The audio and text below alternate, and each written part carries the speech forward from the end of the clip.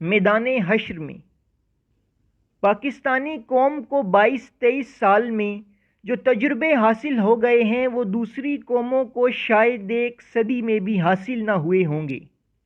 اس لیے توقع یہ تھی کہ جب کچھ کہنے اور منوانے کا موقع ملے گا تو یہ قوم کسی گزشتہ غلطی اور بے احتیاطی کا اعادہ نہیں کرے گی۔ معاملات و مسائل پر متانت، سنجیدگی اور حقیقت پسندی کے ساتھ غور کیا جائے گا، اور وہ سب کچھ نہیں کیا جائے گا جس کا تحمل ایک ایسی قوم کے بس کی بات نہیں جو اپنی غلط کوششوں کی پہلے ہی کافی سزائیں بھگت چکی ہے۔ مگر یہ دیکھ کر بڑا دکھ ہوتا ہے کہ اس قوم کا انداز اب بھی وہی ہے جسے وقت قابل تعزیر قرار دے چکا ہے۔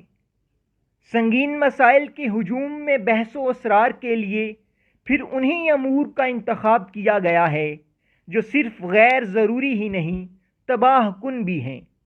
11 کروڑ مسلمانوں کے اس ملک میں کفر و اسلام کا مسئلہ اٹھانا اور غوغا برپا کرنا یقیناً تاریخ کا ایک شرمناک اضحوکہ اور حقائق کے ساتھ ایک اشتعال انگیز تمسخر ہے۔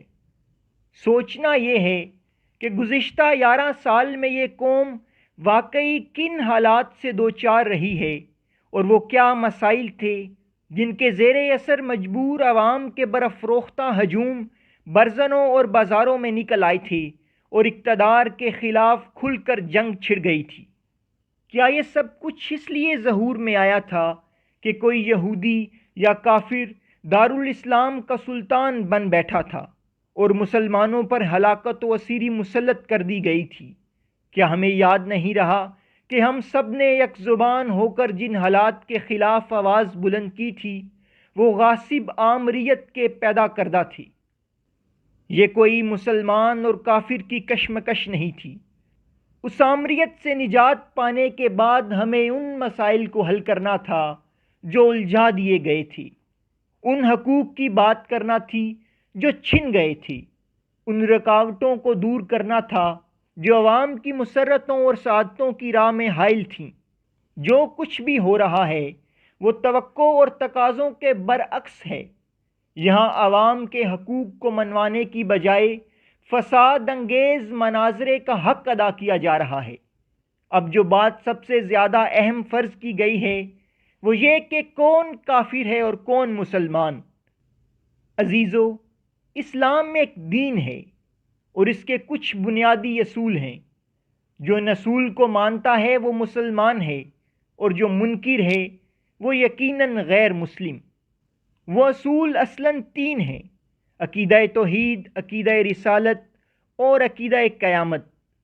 ان پر مسلمان ہونے کا انحصار ہے۔ اب رہی یہ بات کہ مسلمانوں کا فلاں گروہ بعض سیاسی اور معاشی مسائل کے سلسلے میں اسلام کی کیا تعبیر پیش کرتا ہے اور کس طریقہ کار کو اسلام کے مطابق سمجھتا ہے، تو اس کا مسلمان یا مرتد ہونے سے کوئی تعلق نہیں۔ دیکھیے، عقائد اور نظریات کے فرق کو ملحوظ رکھیے۔ ایک زمانے میں ساری دنیا کی اکثریت کے مانند مسلمان علماء کا نظریہ اور عوام کا یہ خیال تھا کہ زمین چپٹی اور ساکن ہے اور سورج اس کے گرد گھوم رہا ہے۔ آج سب مانتے اور جانتے ہیں کہ زمین گول ہے اور سورج کے گرد گھوم رہی ہے۔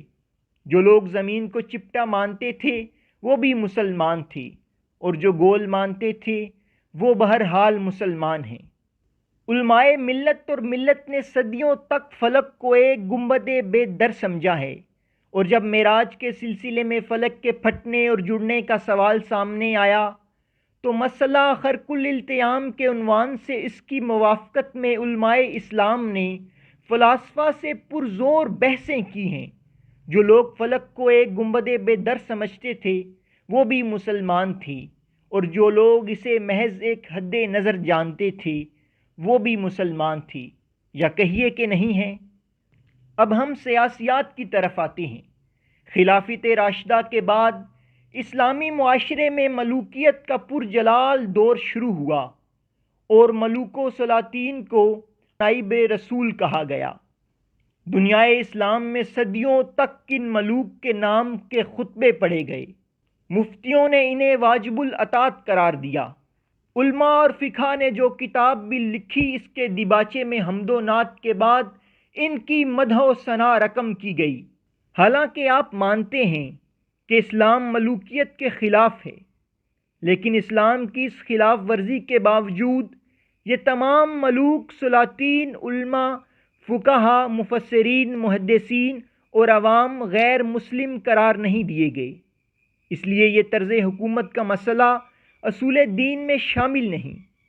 تو ایک طرف یہ صورت کہ جابرانہ ملوکیت تو کیسریت کی صورت میں اسلامی مزاج کی خلاف ورزی کی جائے اور خلاف ورزی کرنے والے خلفاء کہلائیں، اور دوسری طرف یہ عالم کہ جو لوگ معاشی مساوات کے نظریے کو اسلامی حوالوں کے ساتھ قبول کر کے غریبوں اور مجبوروں کے دکھ درد کا علاج کرنا چاہیں وہ مرتد اور کافر۔ یہ بڑی ہی بیہودہ اور قابل شرم بات ہے۔ مسلمان یا کافر و مرتد ہونے کا تعلق اصول دین کے اقرار یا انکار سے ہے۔ میدان حشر کو کراچی، ڈھاکہ یا لاہور پر قیاس نہ کیجیے، اور مطمئن رہیے کہ جب عقیدے کے بارے میں سوال ہوگا تو یہ نہیں پوچھا جائے گا کہ تم باشانی کے ساتھ تھے یا مودودی کے ساتھ۔